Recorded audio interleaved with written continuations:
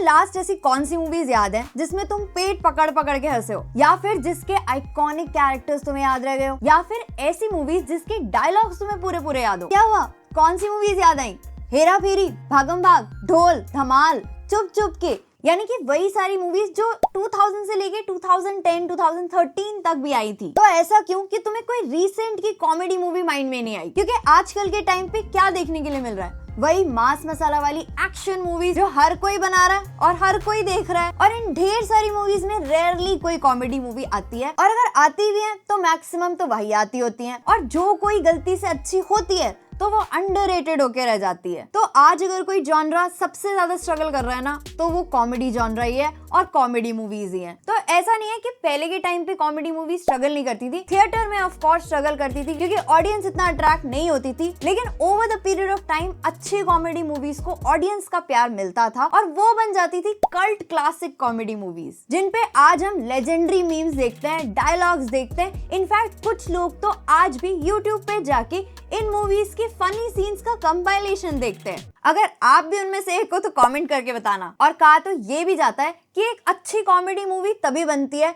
जब उससे related memes बन सके। बात तो सही है। तो पहले के टाइम पे हेरा फेरी, हलचल, हंगामा, खट्टा मीठा, हर साल एक से बढ़कर एक मूवीज आती थी। कॉमेडी का मतलब ही होता था अक्षय कुमार, परेश रावल, राजपाल यादव, जॉनी लीवर जैसे एक्टर्स। और ये वो टाइम था जब अच्छे राइटर्स अच्छे डायरेक्टर्स के साथ और अच्छे डायरेक्टर्स अच्छे एक्टर्स के साथ कोलैब करते थे। डायरेक्टर्स जैसे प्रियदर्शन, अनीस वजनी या नीरज वोरा की आप कोई भी मूवीज पुराने टाइम की उठा के देख लो, आपको यही लगेगा कि उस टाइम पे ये इतनी इंटेलिजेंट कॉमेडी मूवीज कैसे डायरेक्ट कर लेते थे जो आज भी रेलेवेंट लगती हैं, जिन पे आज भी हंसी आती है। और इतने सालों से रेलेवेंट एक्टर जिनकी कॉमिक टाइमिंग का कोई जवाब नहीं है, अक्षय कुमार, तो उनकी आज के टाइम पे कॉमेडी के नाम पे किस टाइप की मूवीज देखने के लिए मिलती हैं? या तो वो फरहाद सामजी के साथ कोलैबोरेट करते हैं या अहमद खान के साथ मिलके कोई मूवी बनाते हैं, और रिजल्ट हमें देखने के लिए मिलता है हाउसफुल 4 या बच्चन पांडे जैसी मूवीज। और अगर हमें लगता भी है ना कि हाँ बहुत टाइम बाद कोई अच्छी कॉमेडी मूवी आने वाली है, जैसे रिसेंटली रिलीज हुई मूवी क्रू,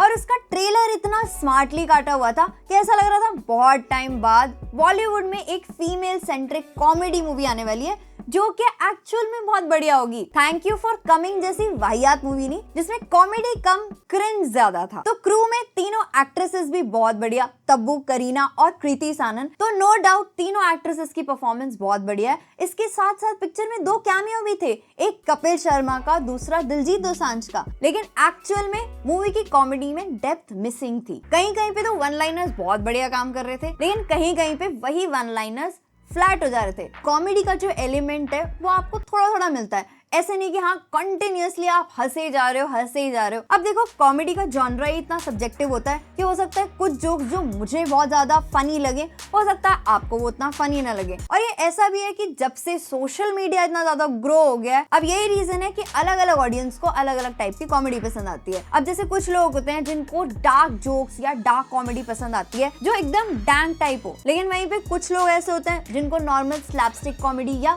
सिचुएशनल कॉमेडी पसंद आती है। तो ऐसे में एक ही मूवी के अंदर दोनों टाइप के ऑडियंस को केटर करना भी बहुत मुश्किल हो जाता है। पर ऐसा नहीं है कि पहले कभी क्रैक नहीं किया हो या पहले इस टाइप की अच्छी कॉमेडी मूवीज ना बनी हो। तो पहले के टाइम पे स्लैपस्टिक कॉमेडी, सिचुएशनल कॉमेडी बनती थी, उसके बाद कंटेंट ड्रिवन कॉमेडी भी बनने लगी और इस टाइप की कॉमेडी मूवीज भी बनने लगी जिनमें ह्यूमर के साथ साथ कोई सोशल कमेंट्री हो, जैसे कि 3 इडियट्स, जिसके कितने ही सीन्स, कितने ही जोक्स ऐसे हैं जो आप आज भी याद करके हंसते हो, लेकिन आपको मूवी का मैसेज भी क्लियरली याद है। लेकिन 2010 के बाद से ऐसा हुआ कि मास मसाला मूवी ज्यादा बनने लगी। अब जो चीज चलने लगती है सबको लगता है कि हाँ हम भी वही बनाएंगे, तो पूरा मास मसाला मूवीज ही आने लगी, जिसमें एक्शन भी देखने के लिए मिला, कॉमेडी भी देखने के लिए मिली। और उसके थोड़े टाइम बाद सब सोशल ड्रामा मूवीज ही बनाने लगे, फिर सब बायोपिक ही बनाने लग गए, एक्शन हिट होने लग गई, तो हर जगह एक्शन मूवीज ही देखने लगी। लेकिन अब किसी को इंटेलिजेंट कॉमेडी लिखने की मेहनत नहीं करनी है, बस सबको चाहिए कि कन्वीनियंटली पैसा आता रहे। एक और रीजन आता है कैंसिल कल्चर का। सोशल मीडिया के ग्रोथ के साथ साथ कैंसिल कल्चर भी बहुत ज्यादा बढ़ गया है। हो सकता है कि आपको पिछले टाइम की मूवीज में कुछ जोक्स जो फनी लगते थे, आजकल वही जोक्स मिसोजिनस, रेसिस्ट या बॉडी शेमिंग से रिलेटेड हो जाते हैं। तो पब्लिक ने खुद ही चीजों को लाइटली लेना बंद कर दिया है। लोग इतना जल्दी ऑफेंसिव हो जाते हैं और इस टाइप की मूवीज को बॉयकॉट करना शुरू कर देते हैं। तो इसीलिए अब डायरेक्टर्स भी डरते हैं इस टाइप के जोक्स को अपनी मूवीज में इंक्लूड करने के लिए। और एक और रीजन जो मुझे लगता है वो ये है कि जितने भी टैलेंटेड एक्टर्स हैं उनको अब इतना यूटिलाइज नहीं किया जाता जितना कि पहले किया जाता था, और ऐसे ही टैलेंटेड एक्टर्स के बीच में किसी नेपो किड को डाल दिया जाता है, जिससे जो एक अच्छी कॉमेडी मूवी का पोटेंशियल होता है वो पहले ही कम हो जाता है। अब जैसे स्त्री मूवी आई थी तो सबको लगा था कि हाँ इन्होंने हॉरर कॉमेडी को एकदम क्रैक कर दिया है और हाँ इस टाइप की मूवीज हमें और देखने के लिए मिलेंगी। लेकिन उसके बाद रूही आई जिसमें जानवी कपूर थी, और उस मूवी का क्या हाल हुआ वो हम सबको पता है। एक रीजन ये भी है कि हाँ कोई भी मूवी हिट हो जाती है ना तो उसके डायरेक्टर को लगता है कि बस इसकी फ्रेंचाइजी खोल दो